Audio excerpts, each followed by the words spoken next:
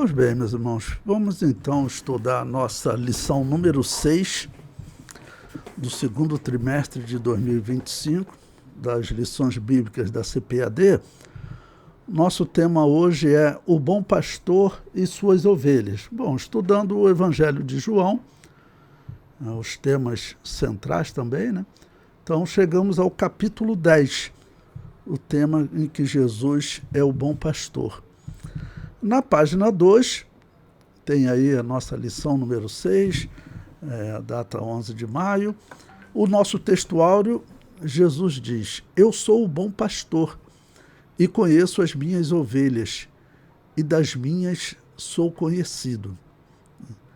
Bom, colocar para vocês desde o princípio, eu vejo esse capítulo até um pouco diferente do que a revista está propondo. Ela propõe até pastores, como por exemplo dentro do cristianismo, que às vezes são falsos, né?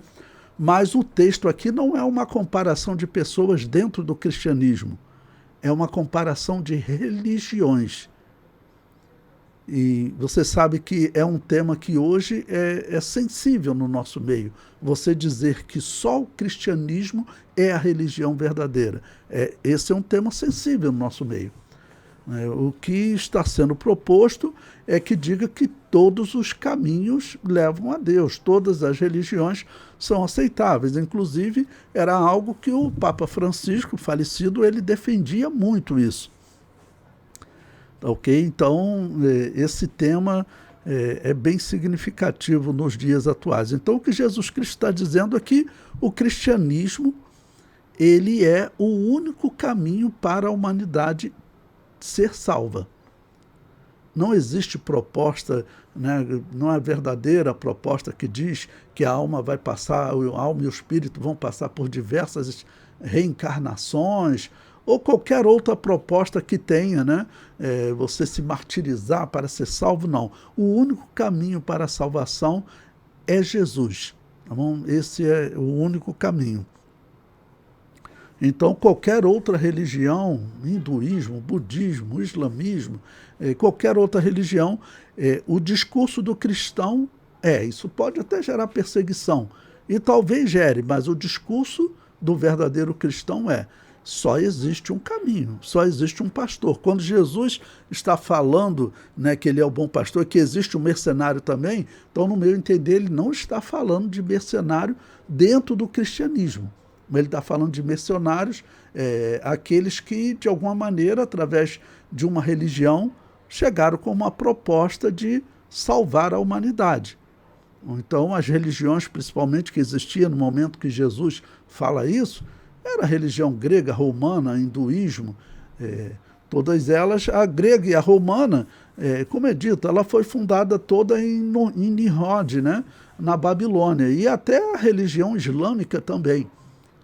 Então, o que havia eram aquelas diversas religiões, tá bom? E essas diversas religiões é que Jesus está, no meu entender, comparando aqui.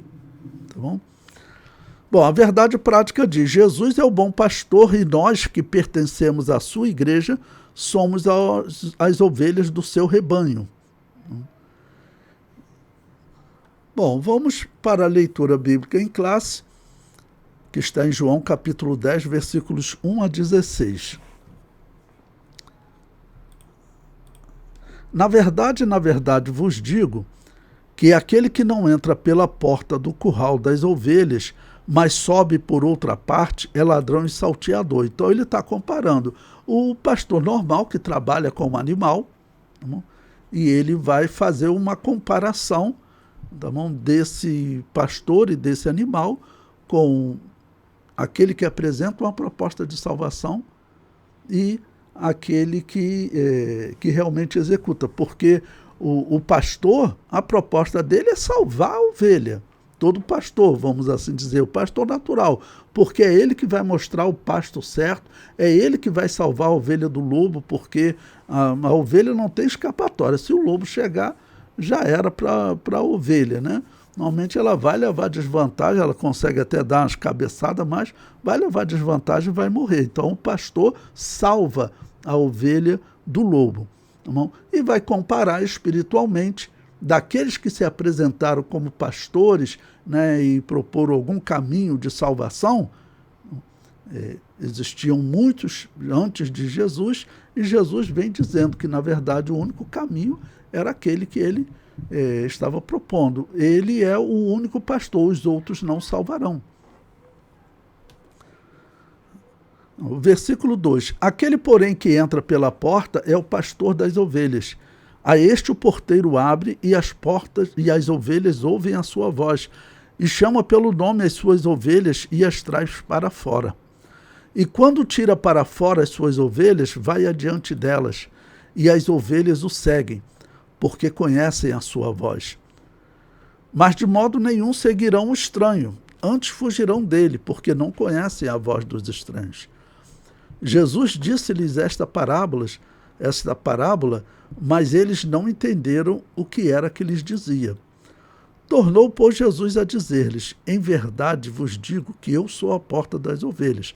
Presta atenção. Todos quantos vieram antes de mim são ladrões e salteadores, mas as ovelhas não os ouviram. Ou seja, a comparação é entre religiões.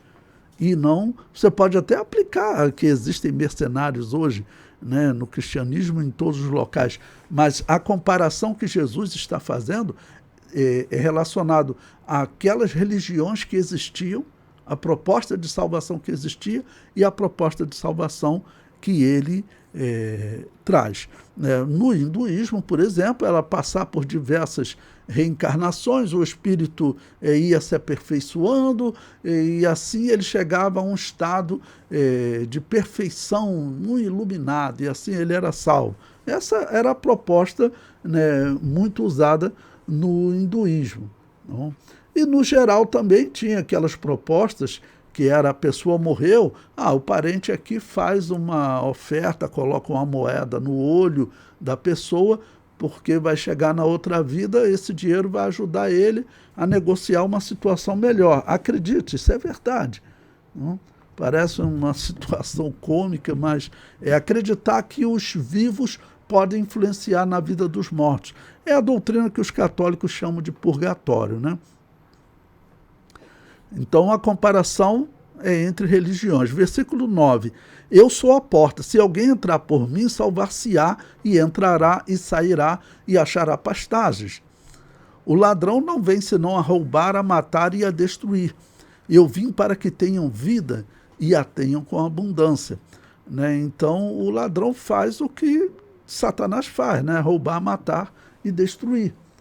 Porque, vamos dizer, o ladrão aqui quem é? É o falso profeta. Os falsos profetas que tinham se apresentado, Buda já tinha, né, existido, e as outras religiões que existiam, de alguma maneira, tinham alguém que iniciou aquela religião.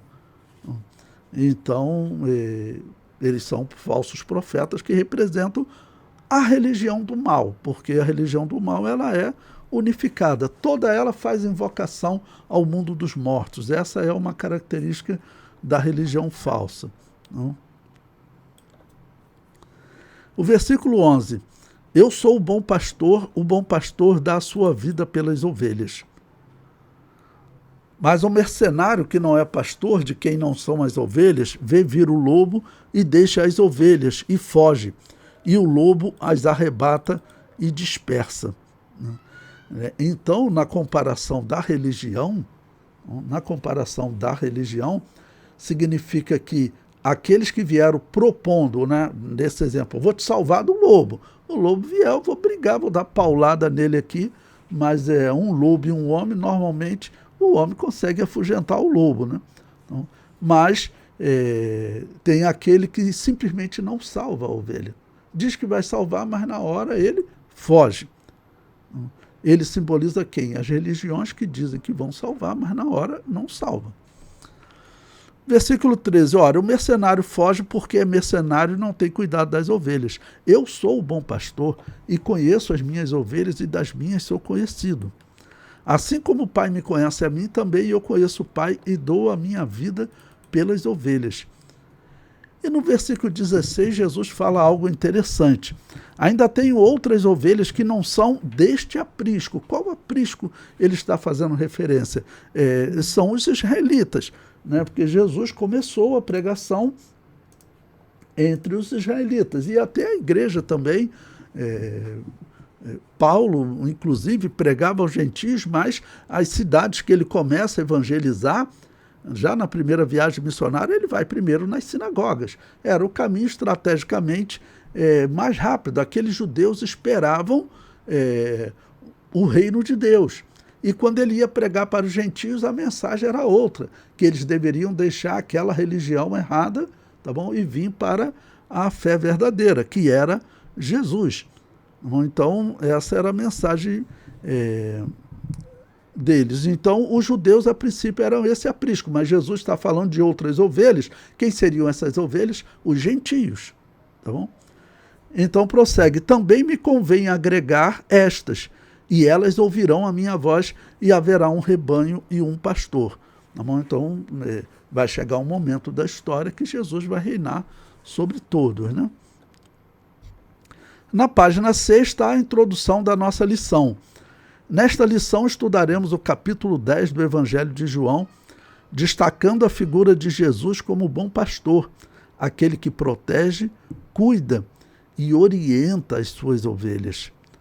Analisaremos o contexto em que nosso Senhor é descrito como a porta das ovelhas e a conexão desta imagem com o aprisco das ovelhas, que representa o lugar de habitação do rebanho.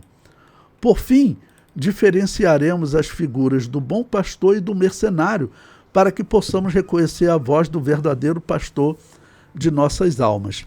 Bom, eu coloquei um comentário em verde embaixo. Jesus, neste momento, ele vai para uma festa, né, chamada Festa da Dedicação. E nessa Festa da Dedicação, era um intervalo entre a Festa dos Tabernáculos, um período de cerca de 2 meses, até a Festa da Dedicação. Então, eu comento abaixo para vocês poderem entender. Eu digo, o pastor faz mais pelas ovelhas do que a ovelha pelo pastor. Essa é a característica do líder cristão. Ele é grande servo do grupo. Bom, quando nós estudamos liderança cristã, nós dizemos qual a característica do líder cristão. O líder cristão, ele não dá a vida, não no sentido de como Jesus morrer, tá bom? Mas ele faz mais pelas ovelhas do que a ovelha pelo pastor. A ovelha, ela sustenta o pastor com a sua lã. A ovelha, ela provê o sustento do pastor. Essa é uma parte importante, mas o pastor, ele faz mais pela ovelha, porque ele salva a ovelha do lobo, ok? E ele conduz a ovelha para o lugar certo, onde tem o pasto certo. É ele que, andando nas suas andanças, e com um grupo de pastores, o pasto da região tal está bom. A ovelha, se tiver que voltar, bom, vamos cruzar aquela montanha ali, virar à esquerda, direita, atravessar esse pequeno riacho, porque ali eu tive lá semana passada e a grama lá está boa. A ovelha não vai conseguir fazer isso. É o pastor que faz isso. Então, o pastor, ele é fundamental para o alimento da ovelha e é fundamental também para a proteção da ovelha. Ok? Bom, falando da festa da dedicação, no final da página 6, eu comento. A festa da dedicação era uma celebração da vitória dos macabeus sobre o exército grego, liderado por Antíoco IV, que é chamado de Antíoco Epifânio, da Síria, que em 164 a.C. invadiu a Judéia, invadiu o templo e sacrificou um porco à divindade grega chamada Zeus. Proibiu a circuncisão e a guarda do sábado e ordenou que fosse sacrificado um porco pelos sacerdotes israelitas em todas as aldeias. Até que chegou à aldeia de Modim, em que Matatias, que era um sacerdote da região, né, o pai dos macabeus, os filhos deles é que serão chamados de macabeus, não aceitou o sacrifício e matou o sacerdote que aceitou fazê-lo. E também matou o representante do rei grego. Bom, então entenda, a política grega, ou a filosofia grega, era que a religião grega era superior, a filosofia grega era superior, então eles tinham que levar essa cultura para os povos dominados, tá bom? E Israel era um povo dominado, que Israel, ele era diferente de todos os outros povos. Os outros povos falavam assim, não, tudo bem, vocês venceram a guerra, agora nós somos servos de vocês, mas nós adoramos os nossos deuses e também os deuses de vocês, pronto. Né? Todos aceitavam os deuses, inclusive os vencedores, às vezes reverenciavam o Deus vencido. Diz a história que Constantino, antes de entrar para o catolicismo, né, antes de invadir uma cidade, ele mandava sacrificar o Deus daquela cidade, dizendo, olha, se você permitir que eu conquiste essa cidade, eu vou te honrar com um templo lá em Roma. Como que negociando com Deus, né? Dizendo, pô, assim o Deus vai falar, pô, eu vou subir de grau, vou ter um templo lá em Roma. É verdade, isso acontecia, né? Tá bom? Então, esse projeto era chamado de helenismo, que era transmitir a cultura, e junto com a cultura ia a religião grega. E como os judeus, por exemplo, tratavam os porcos como animais imundos, e os gregos, né, gostavam de carne de porco, como exemplo, né? Então ele resolveu que tinha que fazer uma mudança na religião daquele povo que acreditava em um só Deus, não acreditava nos outros deuses, ainda acreditava no Deus invisível. Então eles falaram, nós temos que influenciar, e resolveram influenciar à força, né? Mas de todas essas guerras, depois até coloquei alguns textos lá no final para vocês poderem ter em mãos, né? Que Flávio Joséfo conta. E eu acredito até que Deus operou em favor dos judeus. Tá bom? Eles vão errar em alguns pontos, mas Deus não queria a destruição do seu povo. E se Deus não operasse nada, não usasse a sua mão poderosa, fossem os gregos ou os romanos, eles tinham exterminado os judeus. Com certeza Deus influenciou na história para que os descendentes de Abraão não fossem destruídos, porque senão Satanás teria conseguido destruir. O Império Romano, ele tinha condições de destruir. E destruiu nações mais poderosas que Israel. Por que não conseguiu com Israel? Porque Deus, com certeza, operou entre eles. Tá bom? Agora, o exemplo que nós temos, estamos na página 7, o exemplo é naquele período chamado período interbíblico, entre Malaquias e Mateus. Esse período interbíblico, entre Malaquias e o nascimento de Jesus, vou colocar assim. Então, são 164 anos antes de Cristo. Mas, se os gregos conseguem, né, eles iriam matar a religião judaica. Todos os sacerdotes teriam que se contaminar sacrificando um porco. E aí o que ocorre? É claro que o nosso método hoje é totalmente diferente, mas Matatias, ele não tinha outra coisa a fazer. Ele não poderia aceitar sacrificar um porco. Era a mistura da religião do mal com a religião verdadeira. E teve um sacerdote, Flávio Joséfo conta que teve um sacerdote que falou, olha, para não criarmos problema, eu vou sacrificar o porco. A Matatias falou, não vai sacrificar. E acabou que ele foi sacrificar e Matatias então matou ele. E aí juntou os filhos, que era a família de sacerdotes, mas juntou os filhos e acabaram atacando o representante do rei. E aí iniciaram uma guerrilha que eles vencerão. Serão 3 anos, né, de batalhas. Né? E nesses 3 anos o templo fica contaminado. O templo está contaminado. O templo está contaminado porque foi sacrificado um porco lá. E no final desses 3 anos, quando eles vencem a batalha, eles vão então purificar o templo, tá bom? E vão retomar, até colocar as luzes no templo, tudo. Então, essa purificação do templo foi chamado de festa da dedicação no Novo Testamento.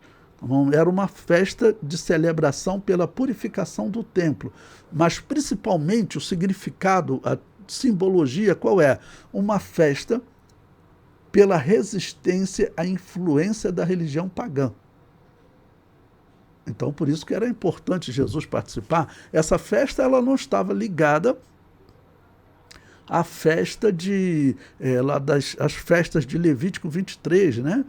Páscoa, Pentecostes, Tabernáculo. Não estava ligada a essas festas. Foi uma festa que surgiu devido a essa vitória. E aí diz que quando eles acendem as luzes do castiçal, tinha pouco óleo, eles falam a luz vai apagar, mas a luz durou o tempo que eles queriam festejar, 8 dias.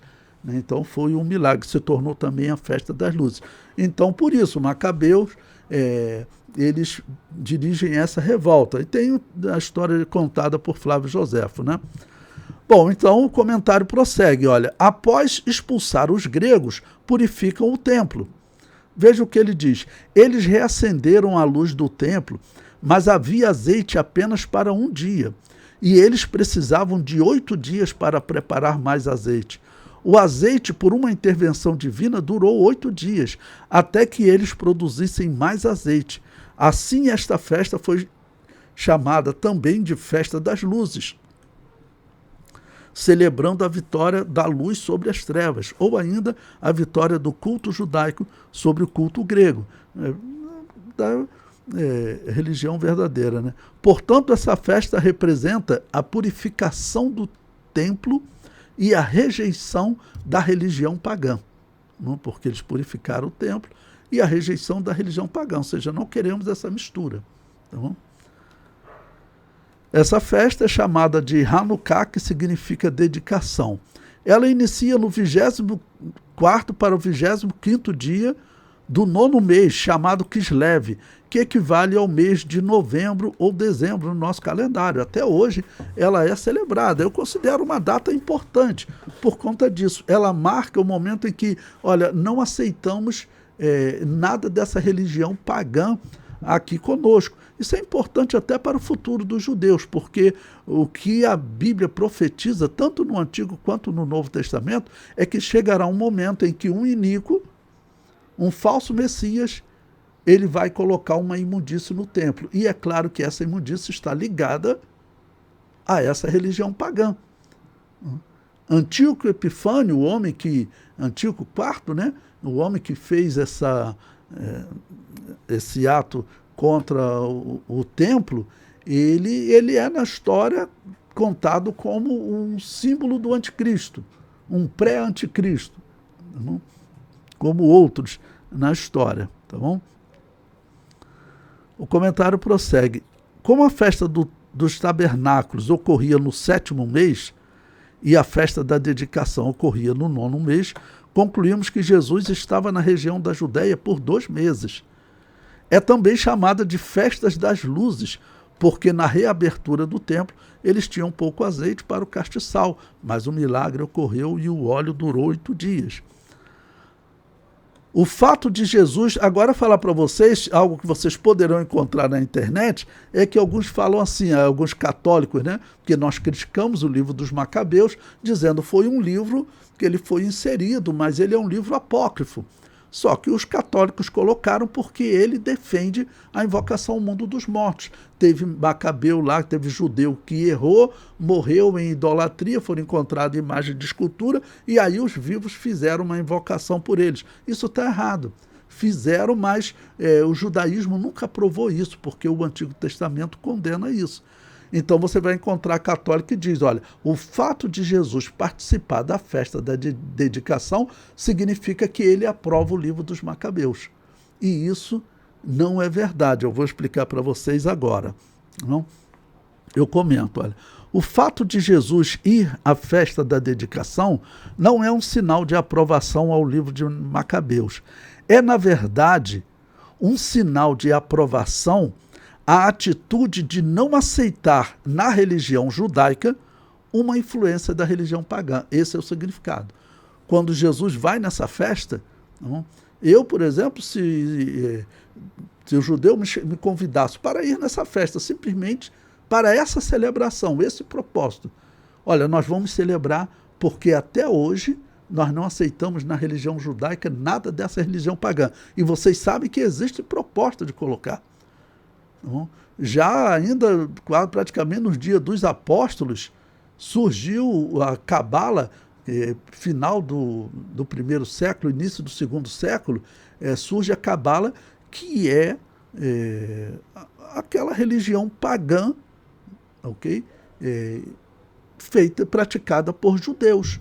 Existe um livro, Espiritismo Judaico, publicado aqui no Brasil por uma judia. Você pode ler lá, ela vai dizer, olha, eu fiquei espantada depois que eu resolvi fazer essa pesquisa, como existe espírita no meio do judaísmo, ou seja, existem muitos judeus espíritas, os praticantes da Cabala e do Hassidismo, e eles tentam colocar essa religião dentro do judaísmo. O Hassidismo, a Cabala surgiu há 1850 anos. O Hassidismo surgiu há 200 anos, mas a essência é a mesma. Ambos acreditam que os espíritos do passado, dos profetas do passado, aparecem para ensinar as escrituras para eles. Né? Esse há 200 anos atrás, Baal Shem Tov, vivia na Ucrânia. Existe um segmento dentro do judaísmo que segue esse pensamento, mas o que? Essa é a religião pagã. Esse negócio de alma, espírito de profeta do passado vir a esse mundo, a Bíblia não aceita isso. Essa é a religião pagã. E hoje existe esse espiritismo judaico. Em geral, os judeus rejeitam. Teve pessoas, porque eles dizem que o Messias vem dessa religião, né, do Hassidismo, como eles dizem. Então, esse é o significado de Jesus ir à festa. A festa da dedicação é uma festa para celebrar, ou a festa das luzes, é uma festa para celebrar a ausência de influência da religião pagã entre nós. Eu falo assim, até a Assembleia de Deus tinha que lutar para continuar participando dessa festa, né? Pois bem, prosseguindo. Tomando posse dessa mensagem, entendemos por que Jesus é o bom pastor. Ele é o mesmo que estava ao lado de Matatias quando recusou a influência do paganismo. Jesus Cristo, como Deus eterno, ele estava lá também. E Matatias, vamos dizer, sempre lembrando, irmãos, ele usou a espada porque Israel, o projeto de Israel é diferente da igreja. O projeto de Israel é uma nação, um Estado civil, tá bom? Que tem que criar leis, que tem que se envolver em guerras, como Israel está. Né? Então, Deus tem duas testemunhas aqui na terra. Uma é Israel, que é um povo, uma nação, e o outro é a igreja, que é um povo espiritual, um povo que está vivendo entre as nações. Esse é o plano de Deus. Tá, ok? Então, lá com Israel, quando fala que Matatias acertou, ele acertou quando ele se recusou a sacrificar o porco e também se recusou a aceitar que outro sacerdote de Israel fizesse aquilo. E o uso que eles tinham era a espada, não tinha jeito. Então, eu acredito que Deus os protegeu, sim. Né? Deus os protegeu, assim como protegeu os israelitas aí nessa tentativa de destruição até do Império Romano, porque o Império Romano não conseguiu, mas que ele tentou destruir, tentou. Bom, o comentário prossegue. Os judeus nos dias do Novo Testamento, para vencerem, como Matatias e seus filhos venceram, deveriam ter Jesus ao seu lado. Esse é o significado de Jesus ir até a festa da dedicação. Infelizmente, na prática, os judeus acendiam lá o castiçal, ok? Para lembrar, porque eles acenderam o castiçal quando eles purificaram o templo, né? E por isso é chamado de festa das luzes, eles criaram essa simbologia. Então, nos dias de Jesus, eles acenderam o castiçal, mas, na verdade, eles estavam misturados com a religião pagã. A religião pagã estava dominando sobre eles. Ok? Bom, na página 9, o capítulo 1, a porta das ovelhas, Ele diz o contexto. Esse capítulo é antecedido pelo capítulo 9, onde Jesus teve uma conversa breve com os fariseus que tentavam encontrar algum ponto de discórdia para acusá-lo. E depois Jesus também realizou a cura do cego de nascença. Em tudo nesse período, né? Eu até coloquei abaixo aí, porque o cego de nascença, nesse contexto que ele falou, eu acho muito bonito esses dois versículos, né? Versículo 17, na página 10. Tornaram, pois, a dizer ao cego: tu que dizes daquele que te abriu os olhos? E ele respondeu que é profeta. Aí eles começam a questionar um monte de coisa. Não, ele é um pecador, que profeta? Aí no versículo 25, o ex-cego diz: respondeu ele, pois, e disse: se é pecador, não sei. Uma coisa sei, e é que, havendo eu sido cego, agora vejo. Eu acho essa palavra espetacular como resposta àqueles que eles rejeitavam a palavra de Jesus pela questão do poder que ele estava envolvido. No ponto 2, Jesus se apresenta como a porta das ovelhas. É uma temática simples, eu vou deixar para vocês fazer essa leitura. Na página 11, início da página 11, eu comento essa questão, né, de Jesus como porta e como pastor. Sendo a humanidade simbolizada nas ovelhas, que necessitam de alimento e proteção, Jesus se apresenta como a porta que protege as ovelhas.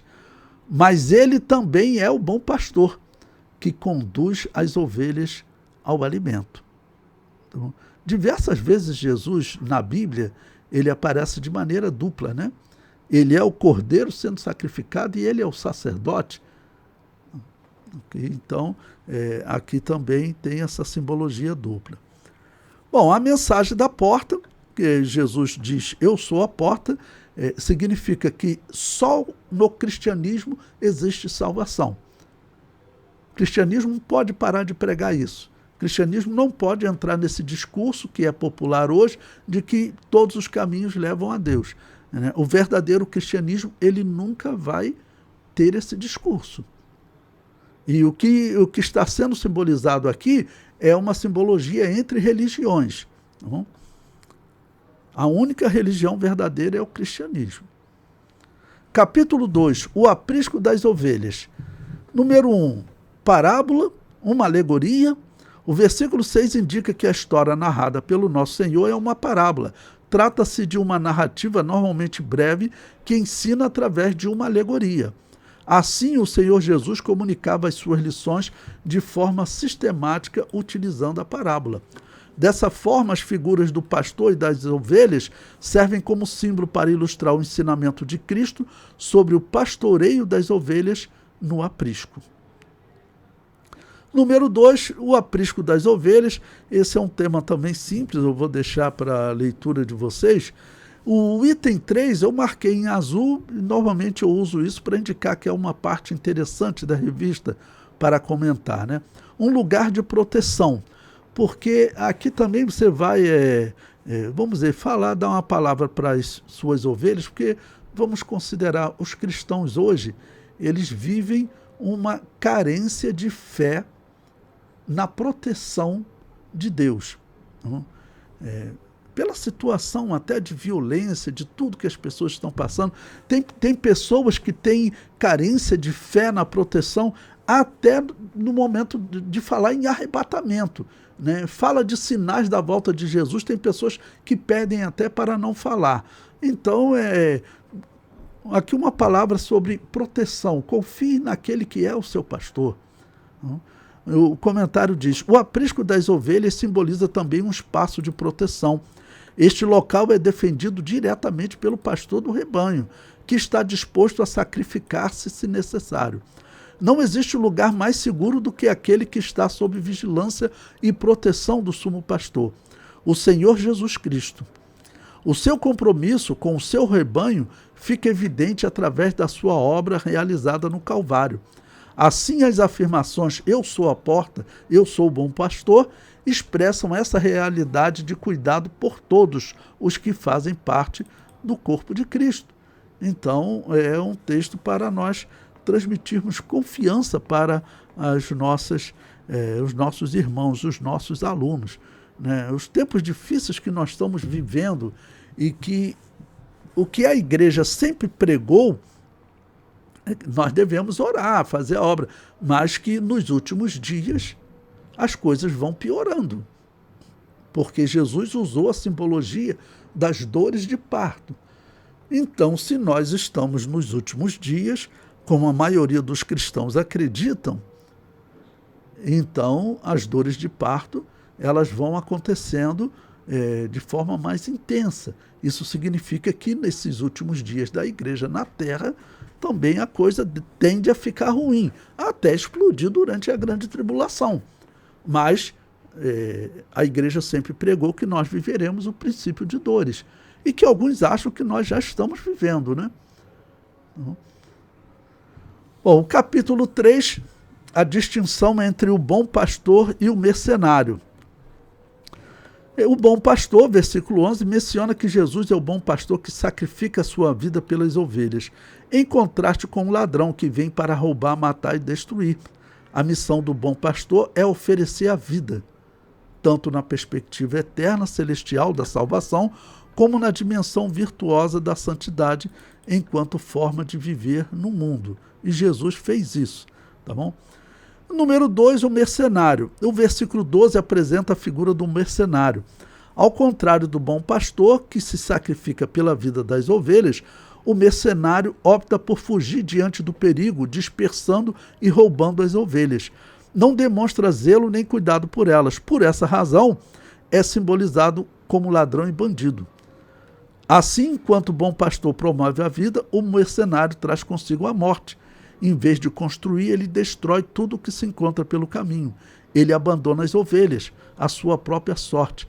A representação do mercenário ilustra o caráter dos falsos líderes e mestres fraudulentos que procuram constantemente semear divisões entre o povo de Deus. Entendam, essa simbologia aqui, eu não concordo com o autor.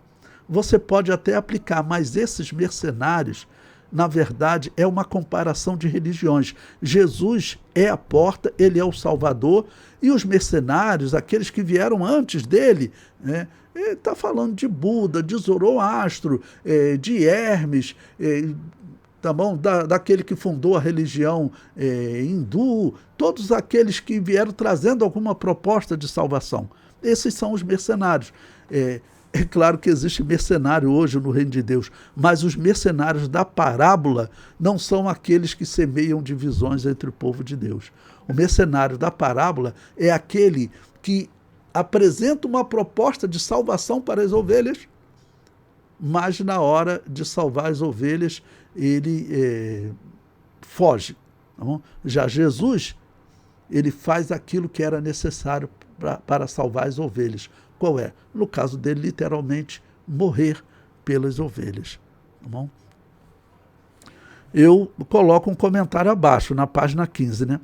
A simbologia está ligada à religião verdadeira e à religião falsa. Ou ainda, às propostas de alcançar a salvação, tal como o hinduísmo. A religião falsa é simbolizada no mercenário, ou seja, na hora decisiva, que é a hora do juízo sobre a alma, a religião falsa nada fará. Assim como o pastor mercenário não protege do lobo e a ovelha é destruída, é morta. Tá bom? Então, a melhor comparação é entre religiões. O texto está falando de religiões. Ok? E no item 3, lobos vorazes versus bom pastor, né? Vai falar também de falsos pastores hoje. Na página 16, eu coloco aí em azul, no auxílio bíblico teológico, tem uma parte interessante. O bom pastor, ele comenta o seguinte: a observação universal do quarto evangelho se destaca na afirmação de Jesus: ainda tenho outras ovelhas que não são desse aprisco. Também me convém agregar estas, e elas ouvirão a minha voz, e haverá um rebanho e um pastor. Bom, eu coloquei uma explicação aqui para vocês transmitirem para os alunos. Eu disse para vocês que esse outro rebanho são os gentios. Jesus está falando para os judeus, olha, a salvação não é só para vocês. Isso tinha sido ensinado no Antigo Testamento, principalmente na simbologia do Pentecostes. Os gentios iriam participar da salvação. Pois bem, e o apóstolo Paulo, ele usa uma expressão interessante, né, faz uma descrição interessante do que Deus colocou em toda a humanidade, até no gentio, que a ponto de mesmo o gentio que nunca ouviu falar de Jesus, ele poderá ser salvo.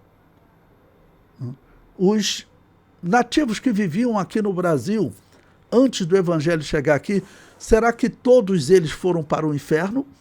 Ou será que existe um julgamento específico para ele, não baseado na lei que eles estudaram na Bíblia, porque eles não tinham a Bíblia, mas na lei que Deus colocou em seu interior? Veja, o final da página 16 e a página 17. Porque quando os gentios que não têm lei fazem naturalmente as coisas que são da lei, não tendo eles lei, para si mesmos são lei, os quais mostram a obra da lei escrita no seu coração, testificando juntamente a sua consciência e os seus pensamentos, quer acusando-os, quer defendendo-os, no dia em que Deus há de julgar o segredo dos homens por Jesus Cristo, segundo o meu evangelho. Então ele está dizendo que os gentios, eles vão ter o julgamento deles fundamentado nessa lei natural que Deus colocou neles. Essa lei está escrita no coração deles, ou seja, na alma deles. E essa lei testifica na sua consciência e no seu pensamento. Você atacou a tribo vizinha e agrediu e tomou a plantação deles, você fez uma violência contra eles. Isso está errado. Então, a consciência ia dizendo para a pessoa o que estava certo, o que estava errado. E tinham pessoas, com certeza, que viviam aqui que diziam, olha, não, nós não vamos fazer o errado, nós não vamos atacar a tribo vizinha. Por exemplo, tinham aqui no Brasil, aqui no Rio de Janeiro, os goitacazes dizem que eles eram bem violentos. Pedro Álvares Cabral, quando chegou em Portugal, eles deram a sorte, eles chegaram em um território onde tinha uma tribo que ela era uma tribo tranquila, mas tinha outras tribos que eram violentas. Os historiadores dizem que se ele resolve atracar um pouco antes, né, ele seria morto, tanto que teve casos de agressão. Desceram 2, chegaram lá, foram mortos. Mas até que eles chegaram em um local, ali na Bahia, né, que tinham os índios lá, os nativos, melhor dizendo, mais tranquilos. Ok? Então, o que isso representa? Tinham pessoas que falavam. Os cataguases que viviam aqui também, na região da atual Minas Gerais, os cataguases viviam naquela região, diz que eles eram mais tranquilos também, eram uns nativos que não eram muito envolvidos com guerra. Em geral, vocês sabiam que aqui no Brasil, os povos eles eram mais pacíficos do que os que viviam no Peru, no México, nos outros países aqui da América, onde estavam os incas, os astecas e até o restante dos maias, eles eram mais violentos. E já o povo aqui do Brasil, eles eram menos violentos, vou colocar assim. Infelizmente, todos eram heréticos, mas o sacrifício humano era muito comum naqueles outros povos. Os do Brasil aqui, eles já sacrificavam até pessoas, né? Teve português aí que foi morto mesmo, sacrificado e virou sopa. Isso é provado mesmo. Tinham índios canibais também no Brasil, mas haviam aquelas pessoas que elas não eram tão violentas, ou seja, de alguma maneira a consciência deles falou mais para eles, né? Foi importante. No final, na página 18, tem a conclusão que diz: o Senhor afirmou que as suas ovelhas conhecem a sua voz e a reconhecem, seguindo-a. Desta forma, aqueles que pertencem ao grande rebanho do sumo pastor têm a alegria de conhecer e reconhecer a sua voz. Uma pausa aqui para poder explicar a vocês, né? E podemos dizer que aí o rebanho está falando da humanidade toda. E a humanidade, todos eles foram criados, eles têm um espírito e uma alma dentro deles. E essa alma, né, como disse Davi, o ser humano ele tem sede de Deus. Então essa alma, ela quando ouve a palavra de Deus, ou quando ouve Deus falar, o que vem de Deus, isso fala diferente para essa alma. Isso é até uma linguagem comum entre nós. Pessoas, nós vemos que às vezes é usada a expressão, a alma dessa pessoa tem sede de salvação. Porque, é claro, quem é que recebe a palavra de Deus? É o Espírito, é a alma. E quando essa palavra chega neles, Deus, como criador do homem, ele colocou essa lei dentro do homem, que essa lei, ela pesa no homem. Quando ele ouve a palavra de Deus, a consciência fala, tá vendo? Isso é porque, vamos dizer, no exemplo, você atacou a tribo vizinha. Você fez essa maldade. Roubou as coisas dele, não pode roubar. Ou seja, o apóstolo Paulo está dizendo que a lei está dentro do homem. Não? Bom, para concluir, o que é que eu coloquei aí? Eu coloquei um texto de Flávio Joséfo, que é mais longo, e eu extraí algumas partes lá interessantes para vocês poderem entender. Então, aí na página 18 eu coloquei, o evento que originou a festa da dedicação. Em 167 a.C., os enviados do rei Antíoco Epifânio chegaram a uma aldeia do sul de Canaã chamada Modim. Não deu para colocar a figura aí, desculpe, mas ela fica próximo de Jerusalém, é uma aldeia pequena. Jerusalém foi tomada e lá ele foi lá e sacrificou, o porco. Falou, agora vai sacrificar em todas as aldeias. Chegavam os soldados, falaram, não pode sacrificar, ninguém reagia. E Matatias falou, não, aqui não vai sacrificar. Então, sempre lembrando, a simbologia qual é? É não aceitar a mistura com a religião pagã, tá ok? O principal sacerdote de Modim era Matatias. Os representantes do rei acreditavam que outros sacerdotes aceitariam fazer o sacrifício e Matatias recusaria, por isso se dirigiram a ele. Aí eu coloquei o texto aí que Flávio Joséfo diz, olha, quando os enviados do rei chegaram àquela aldeia para obrigar os judeus a executar as suas ordens, dirigiram-se primeiramente a Matatias, por ser o principal, a fim de forçá-lo a oferecer os abomináveis sacrifícios, pois não duvidavam que os outros lhe seguiriam o exemplo. Então, tem um tal de Matatias lá que é problemático. Ele é exatamente o principal. Vai em cima dele, porque se ele aceitasse, era ali, vamos dizer, a contaminação geral do povo de Deus, porque Jerusalém, o templo já estava contaminado.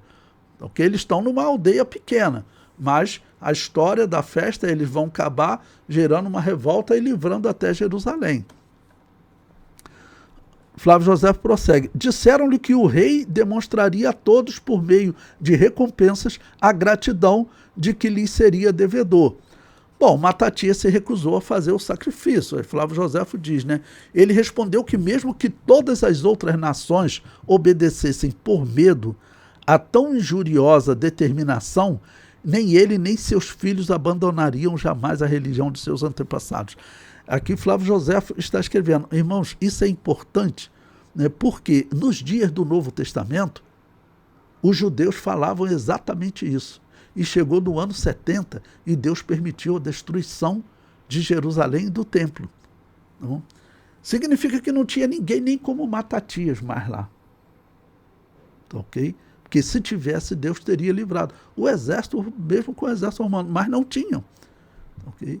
Eles eram realmente um vale de ossos secos nos dias do Novo Testamento, quando a cidade é destruída. E ele prossegue, muitos israelitas defendiam a helenização, ou seja, a adoção da cultura grega, e logo um judeu se ofereceu para sacrificar. Matatias se revoltou e matou o judeu. Flávio Joséfo diz, olha, como um judeu se encaminhasse para sacrificar segundo a intenção do rei, porque ele sabia, se ninguém fosse sacrificar, ia gerar ali uma mortandade, O rei ia falar, então vai lá matar todos. Tá bom, alguém falou, bom, para livrar eu vou aceitar uma mistura com a religião pagã. E isso é fatal para a fé verdadeira. Você não pode aceitar uma mistura agora acreditando que daqui a pouco você se livra.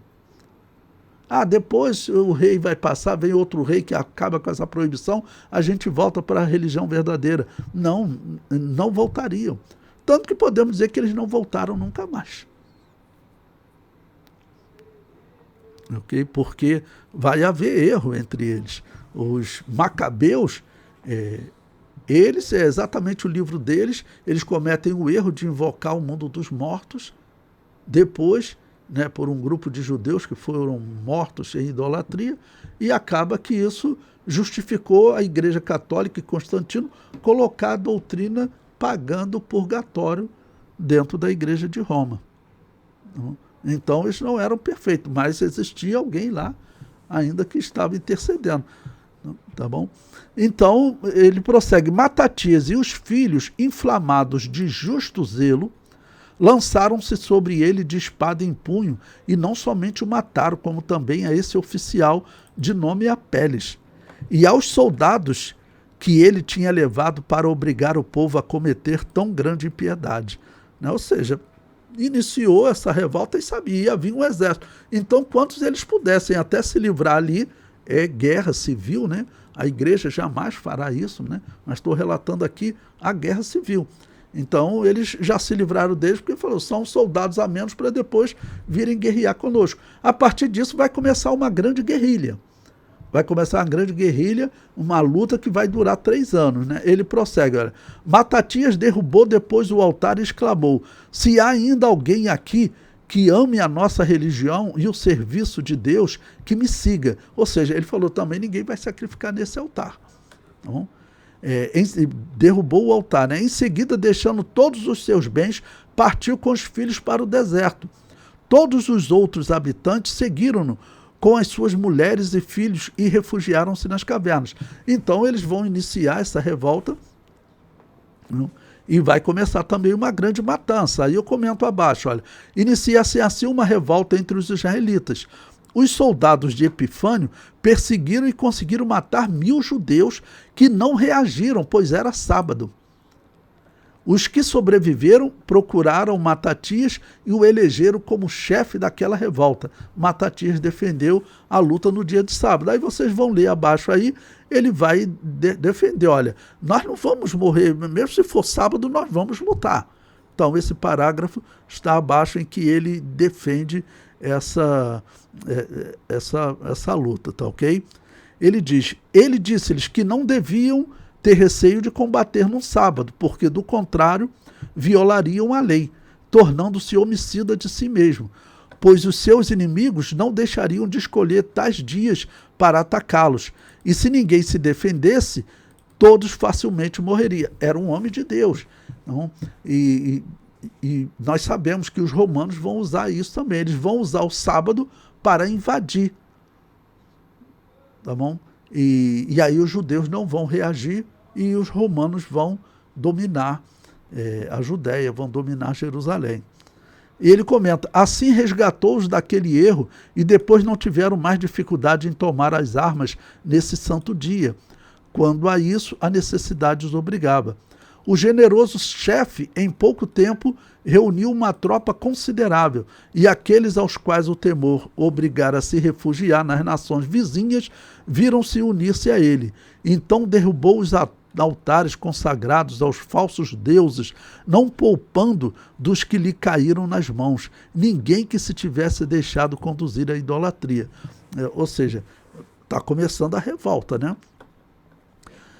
Depois, eu não vou ler todo o texto de Joséfo agora, vou ler só o meu comentário que diz, olha, 1 ano após o início da revolta, Matatias adoeceu antes da morte, chamou seus filhos e cobrou fidelidade à religião de Deus e que eles deveriam dar a própria vida para defendê-los. Se você for ler lá em Flávio Joséfo, eles têm vitórias heróicas, eles estão tendo vitórias heróicas. Né? Tem momentos na história que o exército grego veio numa quantidade tão grande que junto com o exército vinham os compradores de escravos. Olha, evita matar os judeus, escraviza eles, que nós já te compramos ele como escravo. Os negociadores de escravos estavam só esperando, porque aí seriam milhares de judeus como escravos, né? Que eles compravam baratinho, né? Compravam um exemplo, sei lá, vou chutar aí, né? Por $1.000 e vendia por $10.000, ok? Aí vocês vão ler abaixo aí esse comentário. Mais abaixo, na página 22, eu comento. Matatias elegeu Judas Macabeu, o líder das tropas, e Simão como conselheiro da luta em defesa da religião judaica. É esse homem chamado Judas Macabeu, né, que trabalhava, né, como ferreiro, né, e ele acabou dando nome aos Macabeus. Ele vai ser o líder das tropas, né, e claro, vão guerrear.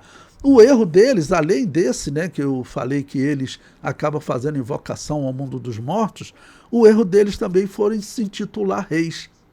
Não era para eles se intitular em reis, né, porque só o primeiro e o último rei de Jerusalém seria sacerdote e rei ao mesmo tempo. Saul tentou ser rei e Deus o rejeitou. Eles chegaram a se intitular reis, porque eles vão conseguir livrar da opressão grega, eles vão conseguir uma certa autonomia. Então, quando eles conseguem essa autonomia, era para eles fazerem o quê? Procurarem um descendente de Davi e falar, olha, você tem que reinar sobre nós. Porque existia. Nos dias do Novo Testamento estava lá José. E certamente tinham outros. Não, mas eles não chamaram os descendentes de Davi. Eles, como sacerdotes, assumiram também o posto de reis. O comentário abaixo prossegue, olha. Na primeira batalha, Judas Macabeu venceu os samaritanos governados por Apolônio. Aí está aí o texto de Flávio Joséfo, para vocês lerem. Eu vou pular esse texto, mas descreve essa batalha. Tá bom? A segunda batalha foi sobre o exército da Síria, que havia recebido ordem direta de Antíoco para abafar a revolta, que aí vocês vão ler, era um exército muito grande, mas os israelitas conseguiram vencer e provavelmente, né, eu acredito que Deus estava influenciando, porque esse trabalho da religião grega, podemos considerar que foi o pior da história. Nem os romanos quiseram influenciar tanto a religião dos judeus como os gregos. Tanto que nós vemos no estudo da história de Israel que o César, aquele que, vamos dizer, funda o império, ele deu aos judeus o direito especial de não precisar cultuar os deuses romanos. Então os romanos, eles, por esse documento desse imperador, os romanos, por via de regra, eles não exigiam que os judeus participassem do culto romano. Eles até enviavam oferta, sacrifica ao seu Deus aí, pede para ele orar por nós também. Faziam isso, né? Os romanos faziam mesmo, ok? Então, Deus estava realmente operando, eu acredito. Na página 24, eu coloco mais um comentário. Diante das duas derrotas, Antíoco Epifânio ficou irritado e contratou muitos soldados de povos vizinhos para combater os macabeus. Os tesouros de Epifânio se esgotaram de tantos que ele contratou.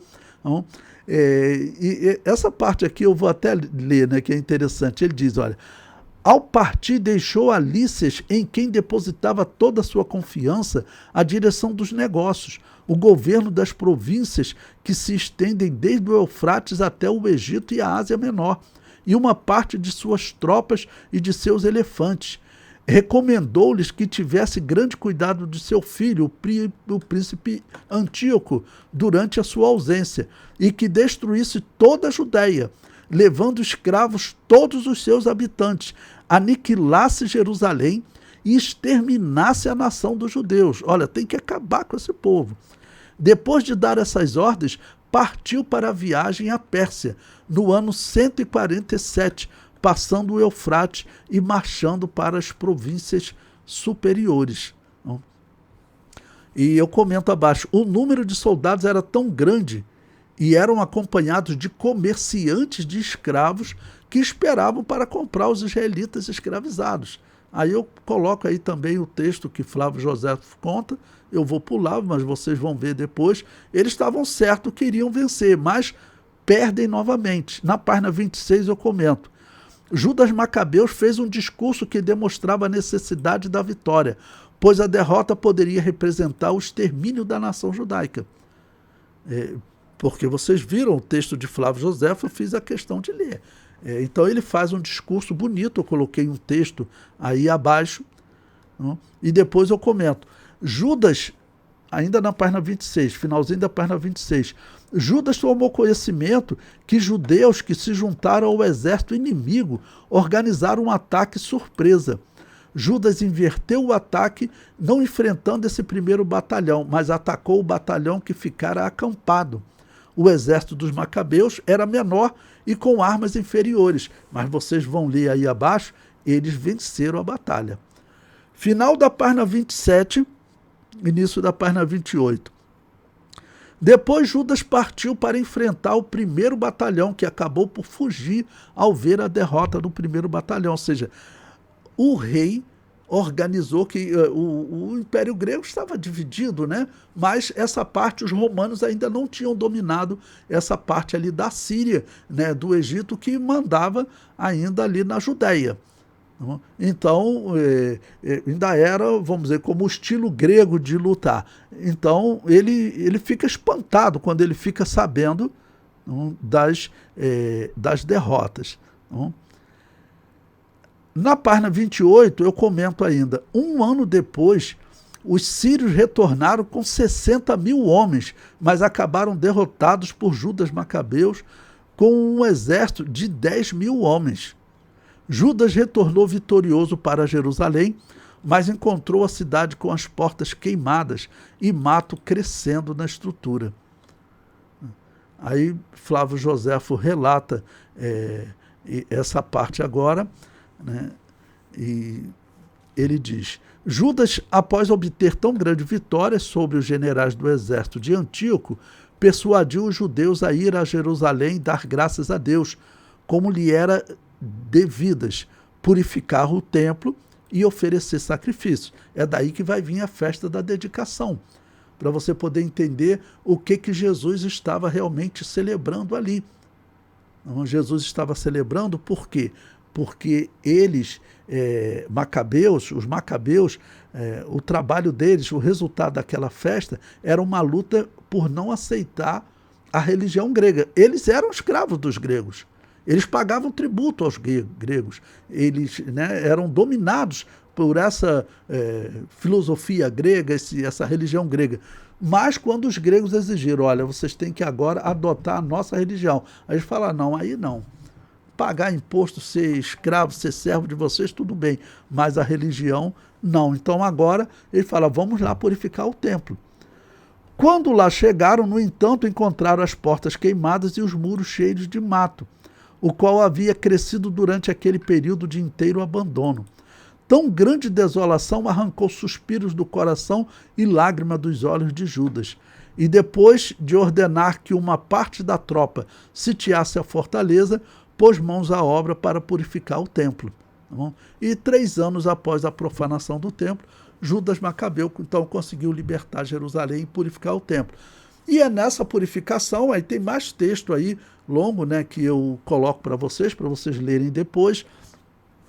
Então, nessa libertação, libertou, ele falou, bom, eles eram sacerdotes, né, vamos ao templo. O templo também destruído, tal, eles purificaram, e aí, principalmente, esse momento vai ser chamado de Festa das Luzes, porque o que eles tinham de imediato? Um castiçal, eles conseguiram fazer um castiçal de ferro, não era nem um castiçal de ouro mais, então eles conseguiram fazer um candelabro de ferro, e assim eles iluminaram o tabernáculo, o templo, digo, né? E quando eles iluminaram, botaram azeite lá, tinha pouco azeite, eles falaram, não vai dar tempo de nós fazermos azeite, a luz vai apagar. Mas eles começaram a trabalhar no azeite. Chegou no 2º dia, a luz não apagou, 3º, 4º, até no 8º dia. Então eles celebraram 8 dias, que foi até o tempo deles fazerem azeite, para poder colocar e assim manter aquela luz, como a lei dizia, constantemente acesa. Tá bom? Então foi essa festa que ela levou Jesus a estar em Jerusalém e está fazendo essa pregação. Isso é importante para você então poder entender e explicar por que ele é o bom pastor. Né? O bom pastor, né, acredite, Israel hoje está vivo também pela morte de Jesus na cruz. Israel não sabe disso, eles não aceitam. Mas a nação hoje está viva por causa da morte de Jesus na cruz. Porque no ano 70 Deus não fez pelos judeus nem o que ele fez aqui nos dias dos Macabeus. No ano 70 e no ano 135, a destruição foi total. Eles não foram destruídos como nação pela mão poderosa de Deus. Pela mão poderosa de Deus. Eles estão vivos graças ao sacrifício expiatório de Jesus Cristo. O sacrifício expiatório de Jesus Cristo, ele é descrito, irmãos, em Romanos 3,25 e Hebreus 9,15, como aquele que remiu os pecados até que estavam debaixo do primeiro pacto. Tá bom? O pecado de Jó, eu sei que o meu Redentor vive, que por fim se levantará sobre a face da terra. Então, todos os pecados de todos os homens, o que salva os homens, tanto para o passado como para o futuro, é o sacrifício expiatório de Jesus. E eu digo que Israel não foi destruído pelo sacrifício de Jesus Cristo na cruz, porque esse sacrifício também ele serve para proteger os israelitas da destruição. Deus ainda está operando a favor deles. Por quê? Porque um dia eles aceitarão esse sacrifício. Então, esse sacrifício, ele aguarda a aceitação dos judeus, né? E isso é importante, Jesus Cristo falando para eles como é a porta, sabendo para os judeus que eles não vão encontrar salvação em Moisés. Não tem como. Por quê? Porque, segundo a lei de Moisés, eles tinham que estar fazendo o sacrifício do dia da expiação e levar o sangue da intercessão até o propiciatório que estava em cima da arca. Só que o propiciatório e a arca não existem mais. Então, eles não têm perdão. Pela lei de Moisés, Israel hoje, eles não conseguem perdão dos pecados deles. Um dia, os judeus vão ouvir, né, das duas testemunhas ou de outros, exatamente isso que eu estou falando para vocês. Olha, vocês, para conseguir a salvação, vocês têm que buscar outro caminho, porque na lei de Moisés, vocês não têm a arca. O dia do perdão que vocês comemoram hoje, ele é incompleto. Então, o teu perdão não é completo. E perdão ou é completo ou não é perdão. Então, vocês estão perdidos. Pela lei de Moisés, vocês não conseguem ser justificados. Mesmo se vocês tivessem arca, não seria. Mas com a arca mesmo, vocês não exercem nem aquele culto de forma completa. Então, vocês têm que buscar agora a salvação em Jesus Cristo. Então, é significativo Jesus ir nesse dia, tá bom? E o segredo para se salvar também é: não aceite mistura com a religião pagã, como estão querendo colocar no judaísmo hoje, através da cabala e do racidismo, ou na igreja evangélica, através da religião católica ou das religiões protestantes. Tá bom?